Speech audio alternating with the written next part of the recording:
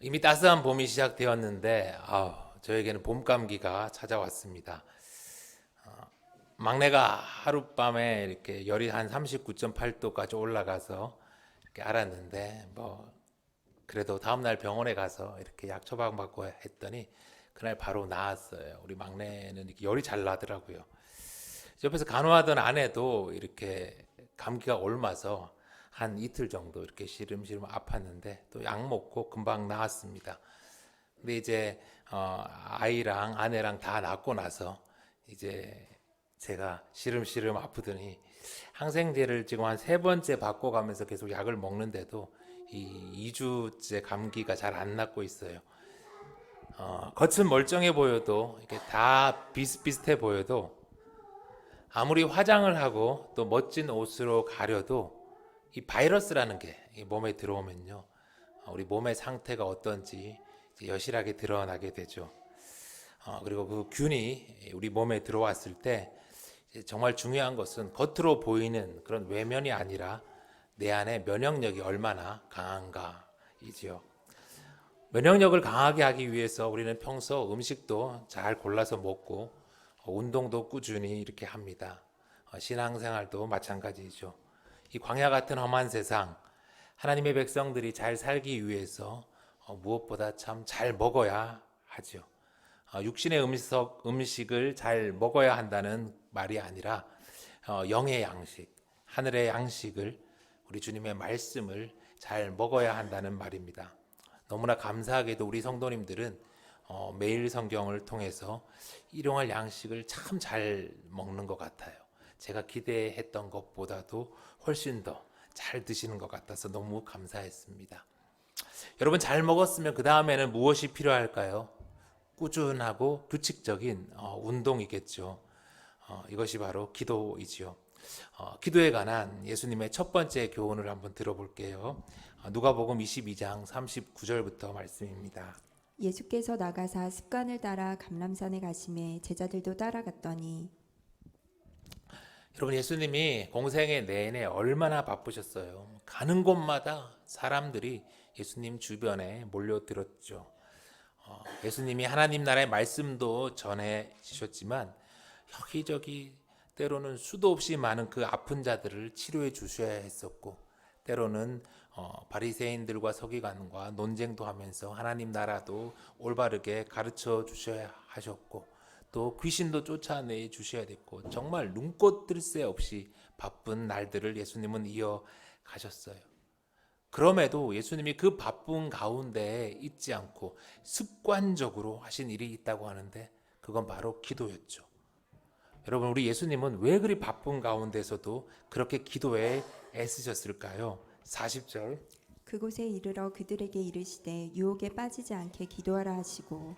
왜냐하면 기도 안 하면 시험이 찾아올 때 이길 수 없다는 것을 예수님은 제자들에게, 그리고 우리에게 공생의 내내 삶으로 보여주시는 거예요. 기도 안 하면 유혹에 빠져서 넘어질 수밖에 없다는 것을 예수님은 마지막까지 우리에게 보여주시는 거죠. 그런데도 여러분, 우리는 왜 기도 잘 안 할까요? 기도는 안 해도 금방 티가 안 나니까요. 밥은 한 끼만 굶어도 배가 막 꼬르륵하고 막 배고픈데, 운동은 일주일을 안 해도, 아니 한 달을 안 해도 별로 티가 잘 안 나듯이 기도는 일주일을 안 해도, 아니 한 달을 기도 안 하고 살아도 별로 티가 안 나서요. 그래서 나병처럼 정말 더 무서운 것입니다. 시험이 찾아오고 유혹에 빠져서 크게 넘어지고 나서야 우리는 기도 안 해서 그렇다는 것을 깨닫게 되죠.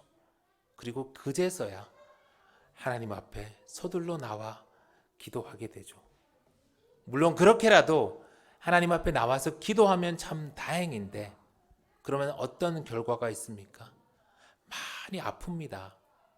인생이 많이 고달프죠. 시험에 넘어져서 아프기 전에, 유혹에 빠져서 망하기 전에 기도하는 게 훨씬 좋습니다. 지혜로운 길이죠. 예수님처럼 무엇보다 우리의 삶에 기도하는 게 습관이 되어야 해요. 아멘.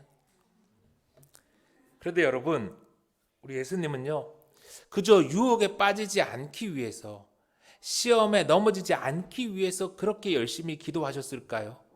물론 이건 제자들, 우리를 위한 모범을 보이기 위해서 그렇게 하신 것도 맞지만, 또 다른 예수님이 열심히 기도하신 이유가 있어요. 우리가 조금 전에 찬양했듯이 예수님께는 이 기도하는 그 자체가 하나님과 교제하는, 하나님과 사랑을 나누는 가장 기쁘고 즐거운 시간이었기 때문입니다. 기도를 통해서 내가 원하는 무엇인가를 얻어내는 게 아니라, 그 기도를 통하여 하나님께 간구하는 것이 다가 아니라, 기도를 통해서 하나님과 교제하는, 하나님과 사랑을 나누는 그 자체가 예수님의 기쁨이자 예수님이 삶을 살아갈 수 있는 원동력이었어요. 나의 사랑, 너는 어여쁘고 참 귀하다. 어느 보석보다 귀하다. 내가 사랑스럽지 않을 때 너를 온전히 사랑하고 너와 함께하려 내가 왔노라. 이 기도를 통해서 예수님은 힘들 때마다 그 사랑한다는 하나님 아버지의 말씀을 들은 거예요. 주의 사랑, 아버지의 사랑, 이 사랑은 결코 변치 않아. 모든 계절을 돌보시네. 비록 푸른 마르고 꽃은 시드나 주의 말씀은 신실해. 실수가 없으신 주만 바라봐. 힘들고 포기하고 싶은 마음이 수시 때때로 예수님께도 찾아왔지만, 예수님은 그런 나를 변하지 않고 사랑해 주시는 하나님 아버지의 사랑을 온전히 느끼며 실수가 없으신 주님을 다시 바라보겠나라고 기도하면서 고백한 것이죠. 그렇게 하루를 예수님은 기도로, 하나님과 사랑의 교제로 여기까지 오셨고, 이제 마지막 그 십자가를 기다리시는 거예요. 그리고 예수님은 남은 제자들에게 너희들도 나를 따라서 기도하라고 말씀하시는 것이죠. 부디 예수 생명의 우리 모든 가족들, 예수님처럼 이 기도를 통해서 하나님과 교제하는, 하나님과 사랑하는 이 기쁨을 풍성히 누릴 수 있길 간절히 소망합니다. 기도에 관한 두 번째 예수님의 가르침이에요. 42절. 이르시되 아버지여, 만일 아버지의 뜻이거든 이 잔을 내게서 옮기시옵소서. 그러나 내 원대로 마시옵고 아버지의 원대로 되기를 원하나이다 하시니.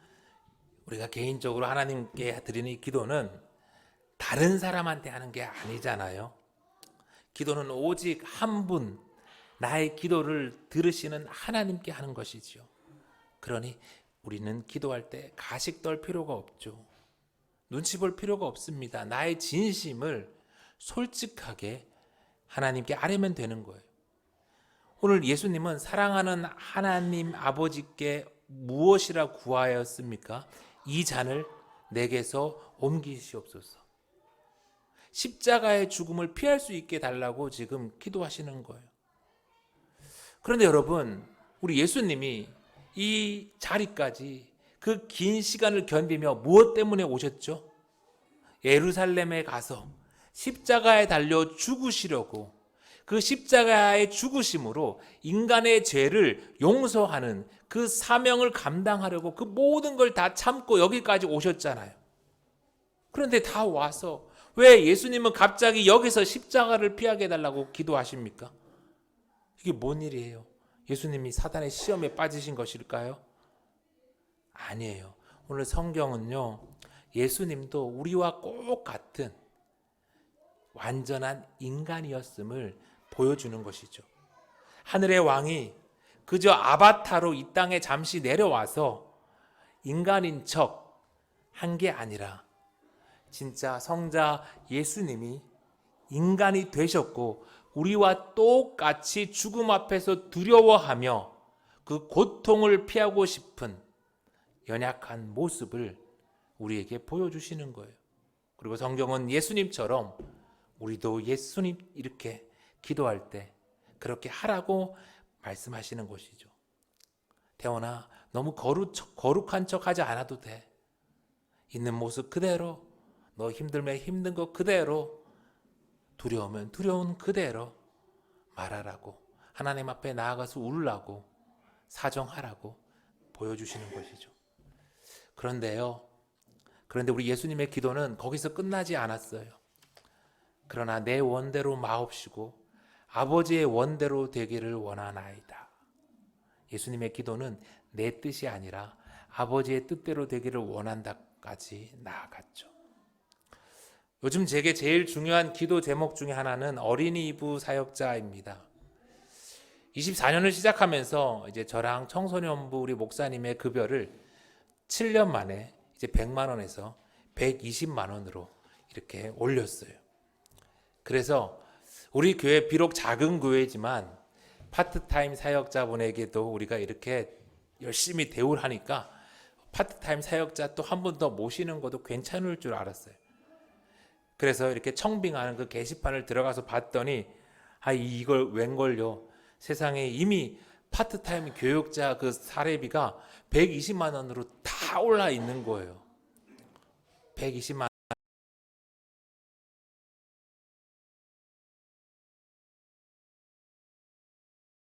이렇게 더하니까 어린이부 그 교육자를 한번 파트타임으로 모시려면 대략 한 140만 원 정도가 추가로 필요한 거예요. 그래서 한 달 넘게 내내 고민하면서 이 어린이부 사역자가 필요한 줄을 알면서도 자꾸 청빙을 미뤘어요.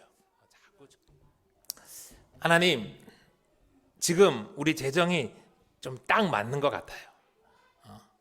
우리 성도님이 애써서 이렇게 헌금들을 하시는데 얼추 나가는 지출이 딱 맞아요. 여기서 140만 원 추가로 지출이 되면 무리입니다. 제가 매주 헌금에 대한 부담 때문에 그러기도 그렇고, 그러니 하나님, 그동안 계속 그래왔던 것처럼 외부에서 나귀 새끼 한 마리 가져다 주시면 제가 청빙을 진행할게요. 하나님, 이 어린이부 사역자 구하기가 하늘의 별 따기랍니다. 서울에서도 구하기 힘들고 아예 파주는 오지도 않습니다. 지금 아내가 어린이부 사역 잘 하는 것 같지 않아요? 제가 계속 기도는 했지만 이렇게 140만 원을 추가로 또 지출해서 하는 것에 대한 부담이 참 컸고, 또 아내가 그런 대로 잘하는 것 같고, 또 우리 성도님들도 어린이부 사역자 빨리 구하자라는 거 막 이렇게 보채는 것 같지도 않고, 그래서 기도를 하면서도 계속해서 청빙을 미뤘습니다. 그랬는데 여러분, 그건 돈 걱정 없이 이제 교회를 운영하고 싶었던 제 뜻이었던 것 같아요. 하나님의 뜻은 아니었나 봐요. 아내는 사역자 역할을 하느라 토요 놀이방 할 엄두도 안 나고, 집안 일도 여기저기 자꾸 구멍이 나고, 애도 아프고 아내도 아프고, 급기야 저도 2주까지 이렇게 2주 동안 아파서 골골대면서 내 마음대로 내 뜻대로 할 것이 아니라 하나님 뜻대로 해야 했어야 하는데 라면서 돈 걱정하기 싫어서 내 뜻대로 하려 했던 제 모습을 회개했어요. 그리고 오늘 밤 이 설교가 끝나는 대로 어린이부 사역자 청빙하는 그 광고를 내려고 합니다. 여러분도 이 일을 위해서 함께 기도해 주세요. 우리는 물론 계속해서 기도를 통해서 내 뜻을 이루어 달라고 하나님께 말할 수 있습니다. 그러나 신앙이 깊어질수록, 우리가 예수님을 조금씩이나마 더 닮아갈수록 하나님은 기도를 통해서 내 뜻이 아닌 하나님의 뜻을 우리의 삶에서 이루어 가시는 것 같아요. 그리고 우리의 신앙이 성숙한다는 것은 그런 일들이 우리의 삶에서 더 많아지는 것이겠죠. 조금 전 우리가 찬양한 대로 예수님이 본을 보여주신 대로 주님의 나라와 뜻이 딴 데 아니라 내 삶 속에 이루어지길, 그렇게 하시는 주님을 알기를, 그렇게 하시는 주님만 바라보기를 우리 소망합시다. 험한 힘든 세상이지만 거룩히 살아갈 힘과 두려움 없는 믿음 주시길, 완전한 사랑이신 하나님께 우리 기도합시다. 아멘. 예수님이 기도에 대해서 주시는 세 번째 교훈 43절입니다. 천사가 하늘로부터 예수께 나타나 힘을 더하더라. 예수께서 힘쓰고 애써 더욱 간절히 기도하시니 땀이 땅에 떨어지는 핏방울 같이 되더라. 이 감기가 오래 가니까 몸도 약해지지만 이 마음도 약해지는 것 같아요. 지난주에 참 힘든 일이 있었는데 악몽을 꾼 거예요. 무슨 악몽이냐면 이 병원에 갔는데 의사가 저를 빤히 쳐다보면서 좀 웃은 것 같아. 왜 그러는데 이까에 미소를 띄우면서 백혈병이 재발했다고 하는 거예요. 너무 괴로워서 몸부림치다가 벌떡 일어났는데 꿈이었어요. 제가 얼마나 좋았는지 그냥 오전 내내 막 방방 뛰면서 꿈이었구나. 백혈병 재발 안 했구나. 감사합니다. 막 그랬어요. 그 며칠 전에 제가 한 10달 만에 세브란스를 갔다 왔거든요.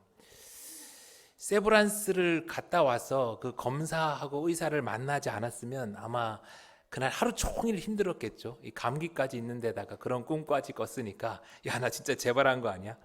그런데 얼마 전에 이게 목이 좀 이상해가지고 막 유튜브 막 검색도 해보니까 뭐 림프 쪽에 문제가 생긴 게 아닌가 괜히 또 걱정이 돼가지고 아는 게 병이라고 그렇게 한번 갔다 왔는데 뭐 백혈구 수치만 조금 높지 괜찮아 보인다 이상 없다 해가지고 감사한 마음으로 돌아왔거든요.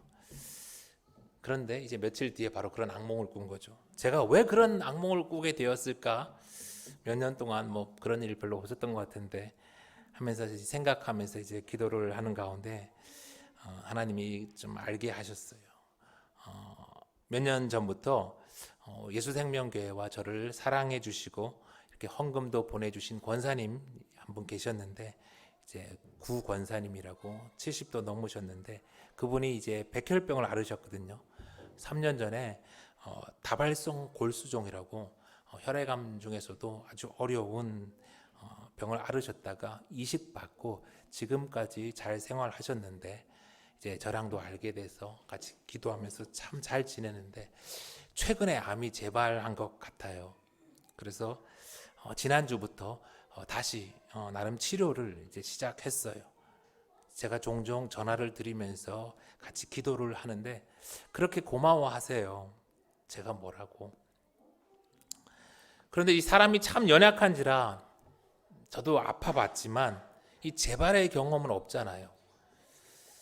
그래서 이 권사님이 얼마나 힘드실지 특히 그 마음이 얼마나 무너지셨을지 제가 잘 공감이 되지 않는 거겠죠. 그래서 아마 하나님은 그런 제가 기도해야 하는 제가 그 권사님을 위해서 기도할 때마다 더욱 간절히 기도하도록 하나님께서 제게 그런 꿈을 통해 경험을 하게 하신 것 같았어요. 사랑하는 성도 여러분, 오늘 예수님이 처음에 기도를 어떻게 하셨다고 했죠? 41절에 보면 그들을 떠나 돌 던질 만큼 가서 무릎을 꿇고 기도하셨대요. 아무도 보는 사람 없지만 예수님은 그곳으로 가서 무릎을 꿇고 간절히 기도하셨어요. 얼마나 애를 쓰셨는지, 얼마나 간절히 기도하셨는지 천사가 하늘로부터 와서 예수님의 기도를 도왔대요. 그런데도 예수님은 더욱 힘써 기도하셨기에 그 땀이 땅에 떨어지는 핏방울 같이 될 정도로 그렇게 간절히 기도하셨어요. 교회를 개척하면서 제가 기도할 때 쓰려고 방석 10개를 사둔 게 있어요. 지금도 저기 유아방인가 가면 이렇게 있을 거예요. 하나는 제 방에 있고. 여러분 새벽이든 언제든 교회에 오셔서 기도하고 싶을 때 그 방석 써서 기도하시면 돼요. 아무리 피곤해도 아무리 바빠도 여러분 오늘 생명을 살리는 수술이 있다면 기도 안 하시겠어요? 이번 주에 우리 자녀의 수능 시험이 있다면 기도 안 하시겠어요? 기도해서 오늘 당할 교통사고를 피할 수만 있다면 피곤하다고 기도 안 하겠어요? 기도할 거잖아요. 야고보서 5장 16절 그러므로 너희 죄를 서로 고백하며 병이 낫기를 위하여 서로 기도하라. 의인의 간구는 역사하는 힘이 큼이니라. 사랑하는 성도 여러분, 우리가 기도하면 내 인생이, 우리 가정의 인생이, 우리 나라의 역사가 바뀐다는 그런 믿음으로 우리 간절히 기도합시다. 아멘. 기도에 관한 마지막 교훈은 우리 45절입니다. 기도 후에 일어나 제자들에게 가서 슬픔으로 인하여 잠든 것을 보시고 이르시되 어찌하여 자느냐 시험에 들지 않게 일어나 기도하라 하시니라. 제자들은요, 예수님이 기도하시는 동안 슬픔으로 인해 잠이 들었다고 합니다. 마태와 마가복음을 보면요, 예수님이 3번이나 찾아와서 기도하라고 깨우시는데도 그걸 견디지 못하고 잠이 들었어요. 그런 제자들의 모습을 누가는 슬픔으로 잠이 들었다라고 합니다.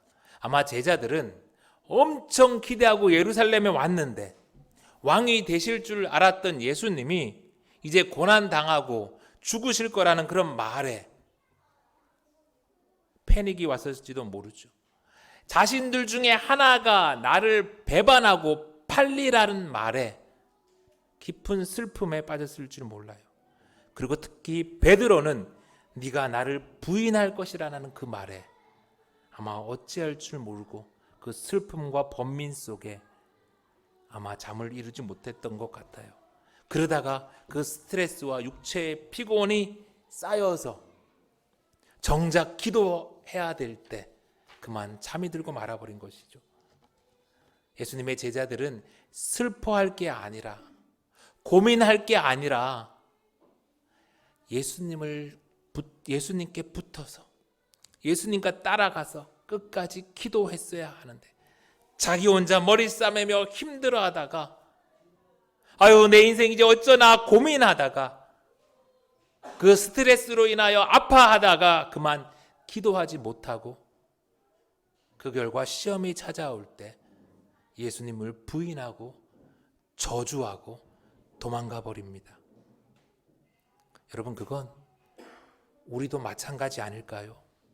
병든 자를 고치고 심지어 죽은 자를 살린 예수님을 3년이나 따라다니면서 함께 보았던 제자들도 그랬는데 하물며 우리가 뭐라고 기도하지 않고 시험이 찾아올 때 이길 수 있겠습니까? 사랑하는 성도 여러분, 우리는 늘 사고가 나고 큰일이 터진 뒤에야 기도하는 어리석음을 범하지만 우리 예수님은 수많은 일들이 있기 전에, 늘 일하기 전에 새벽에 기도하셨잖아요. 그리고 예수님은 십자가를 앞에 두고는 밤이 새도록 전에 미리 기도하셨잖아요. 누구에게나 시험은 찾아옵니다. 그러나 시험이 찾아올 때 깨어 일어나 기도한 사람만이 시험을 이깁니다. 교회 다닌다고, 헌금했다고, 봉사했다고 이기는 것이 아니라 겉으로 보이는 것은 다 비슷비슷해 보여도 시험이 찾아올 때 기도하는 사람만이 승리합니다. 시험에 들지 않도록 일어나 기도하라. 고난주간 우리를 향한 우리 예수님의 명령입니다.